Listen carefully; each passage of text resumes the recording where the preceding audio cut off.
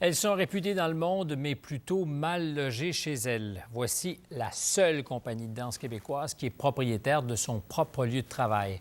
L'un des chorégraphes les plus réputés du Québec, Jean-Pierre Perrault, va inaugurer l'espace chorégraphique à Montréal. Louise Rousseau nous fait entrer en avant-première dans ce lieu inspiré où l'âme de la danse va bientôt prendre corps. Le dernier studio que j'avais, c'était sur la rue Richemont. C'était un vieil entrepôt, très insalubre. Il n'y avait pas de douche. Il y avait un pied d'eau dans la cave tout le temps, des rats, etc. Moi, je n'allais jamais être là tout seul parce que j'ai peur des rats. Malgré sa notoriété, Jean-Pierre Perrault devait se résoudre à squatter des entrepôts désaffectés depuis des années.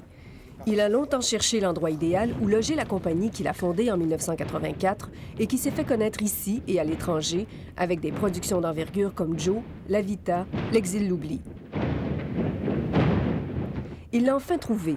C'est la petite église anglicane Saint-Robert-Bellarmin, située au coin des rues Sherbrooke et de Lorimier, qui abrite aujourd'hui la Fondation Jean-Pierre Perrault. Un lieu culturel qu'ont déjà fréquenté les compagnons de Saint-Laurent au détour des années 50. Un projet de 4 millions de dollars, unique au pays. Le milieu de la danse est très mal servi. Il l'est encore. Ça, c'est le premier lieu, là.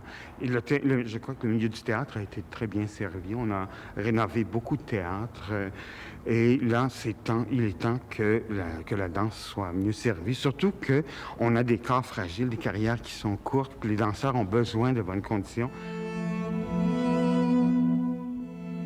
Comme les danseurs de Perrault dansent de plus en plus vieux, parfois même jusqu'à plus de 50 ans, il faut pouvoir leur offrir des conditions décentes. Alors on trouve ici enfin les fameuses douches si rares, des espaces de rangement pour les costumes et les archives, un atelier de menuiserie, un monte-charge qui facilite la vie de tout le monde. Et surtout, une grande salle de répétition lumineuse, des planchers de bois souples et surélevés qui épargnent les genoux des danseurs, des rideaux qui se manipulent facilement, un système d'éclairage de grande qualité.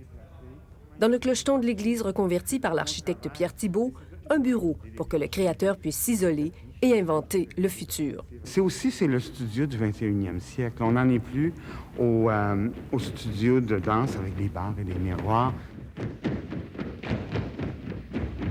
Un laboratoire pour Perrault, mais aussi pour ses danseurs.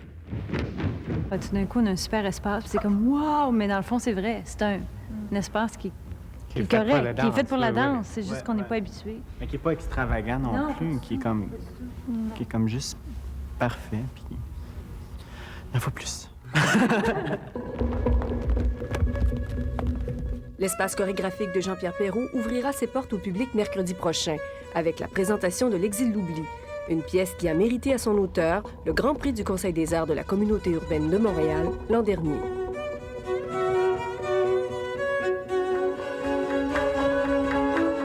Louise Rousseau, Radio-Canada, Montréal.